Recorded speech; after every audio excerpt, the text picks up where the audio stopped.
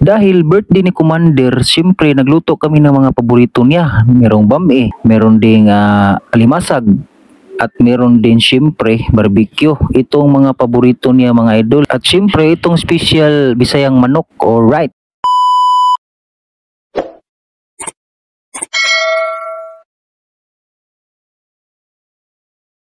Yo, what's up mga ka-idol? Magandang araw sa inyong lahat no, at welcome sa ating panibagong video. Na itong video na ito mga idol, kuha ito nung araw ng birthday ng aking asawa. So nung araw na yan, galing kami dito sa Cebu at dumaan kami dyan sa La Paz Shrine. At dito lang yan sa Bugo, Cebu, papuntang north mga idol. At nakapagsindi siya ng kandila doon at nagpicture-picture kami doon mga ka-idol. So bago kami nakarating sa bahay, so ito po ang mga kuha namin. Nag-video pa ako dyan mga ka-idol. So maganda dito mga idol dahil tahimik lang no. So marami kang makikita na mga magagandang view doon mga idol. So maka-concentrate ka talaga at ma-feel mo talaga ang peace of mind mga idol. So syempre wag mong kalimutan ding magdasal at magpasalamat sa ating Mama Mary mga idol. Yun lang naman ang ating gagawin dito. So yun lang mga idol. At pagkatapos namin dito mga idol, syempre ay nakarating na kami sa bahay at ito na. So ngayon mga idol, ito na no, ready ng ating lulutuin ngayon. Para pansit bihon to mga idol, ang pinakapaborito. Siyempre, hindi ito mawawala pag may birthday mga idol, kay pangpahaba man to ng buhay daw sabi nila. So ito na mga idol, ang mga ricados ready na at naka-ready na rin ang ating mga subak dyan mga idol.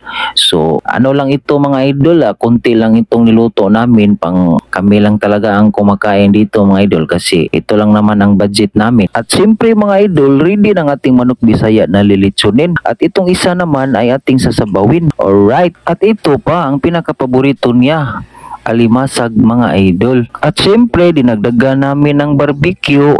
Okay kayo. At ito na mga idol, ang ating unang lulutuin ay itong pansit bihon. So naka-ready na yan mga idol, tinimplahan na yan at yung sabaw sakto lang. Pagkatapos na mga idol, ito na, ilulunod mo na yung pansit. So dapat ito yung unahin mo mga idol. Tapos imikos-mikos mo yan mga idol. Tapos pag ano na yan sa sabaw, siyempre sunod mo yung bihon, mikos-mikos mo lang yan. At siyempre speaking of bihon, di ara gilunod na. Alright, so pagkatapos ito mga idol, siyempre imikos-mikos na po na karon ma-mix na siya mga idol at maluto na yan at mapurma na talagang pansit bihon. So ito ang ating Pinoy pansit bihon, ang pinakapaborito sa Pinoy. So simple lang itong luto namin dito mga idol, pero napakasarap. Alright.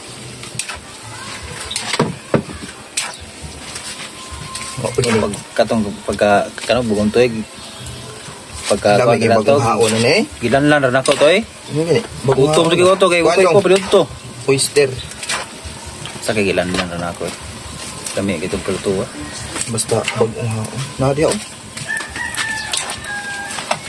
daghan gitong oyster ay gitong bunyag.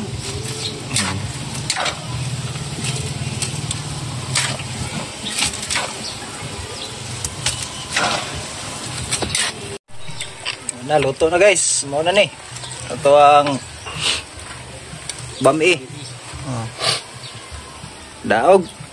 At siyempre mga idol, naluto ng ating alimasag. Hindi ko na to nabidyohan kasi napaka-busy namin kanina. So ito na, luto na. At ang susunod nating lulutuin ngayon mga idol, itong barbecue mga idol at saka litson manok mga idol. At siyempre ito na ang ating litson manok. Nakasalang na yan dyan mga idol kasi tagal man tong maluto. So inuna namin yan.